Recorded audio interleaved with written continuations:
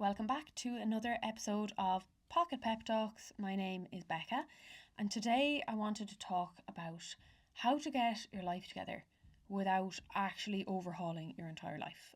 I am a professional in this area. I feel like I have turned my life. No, I haven't turned my life. My life has been turned upside down a couple of times, and so I think I am credible because of my experiences and my qualifications in existential crisis, etc., and giving people tips on how to get your life together. So if you watch a lot of my content online, if you know about the Unfuck Your 30s program, sometimes I talk about big life changes like doing a 180. This episode isn't about that. Today we're just talking about some really basic tips to help you get your life together. Just small, simple shifts, things that might seem even too easy, but actually make a huge difference. So if you're feeling overwhelmed, if you're feeling stuck, or if you just feel like you need to pull yourself out of a rut and cop on, this one is for you, and it's not harsh, it's really simple and gentle, okay? So let's go. So here's 10 simple steps that'll help you get your life together. First of all, figure out what actually matters. So if you don't know what's important to you, you're kind of just going through the motions. So take 2 minutes to write down the top 3 things that matter to you right now. That's all you need to do. We're going to start there. No overcomplicating it. What really matters to you right now, the top 3 things, okay? The next thing you're going to focus on is fixing your routines, okay? Because the first step is figuring out what really matters to you. And then the second step is fixing your routines, which should include the things that matter to you, without making your routines boring as well. So your morning sets the tone and your night determines how well you're going to rest. So pick one thing to start your day with and one thing to wind down with. So that can be as simple as drinking water before coffee in the morning or putting your phone down 30 minutes before bed. Simple things that can make a big impact in your morning or your evening routine or both. The next thing is you have to check in with yourself daily, okay? A huge part of these episodes, my coaching work, just advice I give out is self-awareness. When you build self-awareness, literally everything changes.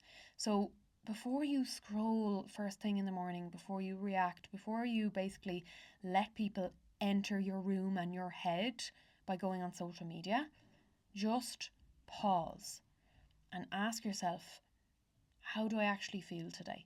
Or how do I actually feel this morning? Write it down or just say it out loud. And the more that you do this, the more you'll notice patterns and you'll actually start to feel more in control. The next thing is to pay attention to who drains you. If someone makes you feel like crap every time you talk to them, why are they still in your life? Your energy is so important, but energy is also contagious. So if you're spending time around people that you feel drained around, then you are going to feel drained. If you spend more time with people who fuel your energy, then you're going to feel fueled and energized. The next thing is to learn how to say no without having to feel like you need to over-explain yourself or justify yourself. So if it's affecting your stress levels, your peace, say no. That's it. No long explanations needed. Your mental health is way more important than someone else's expectations. That also means that maybe sometimes you have to cancel on something because you're exhausted. It's okay. If they're true friends or if they're a good partner, whatever it is, they'll understand and they'll get over it. Step 6, tidy up one thing. You'll always see me harping on about cluttered room, cluttered mind. And your environment affects everything. Your mental state, your mood, whether you realise it or not. Cluttered room, cluttered mind. So just clean one thing, especially if you're overwhelmed. You don't have to clean the entire room, just clean one thing, whether that's your desk, your car, your bag, literally anything. I guarantee you that you will feel lighter instantly. Step 7, put yourself on your own to-do list. So everything in our routines is always work, do this, do that, to-do lists. And we often forget to put ourself on the list. And it's so important because self-care isn't a big fancy spa day thing. It's literally 5 minutes of deep breathing. Maybe it's a walk, maybe it's a gym class, maybe it's stretching, maybe it's just cuddles with your partner or listening to music you love. Just pick one thing and actually do it.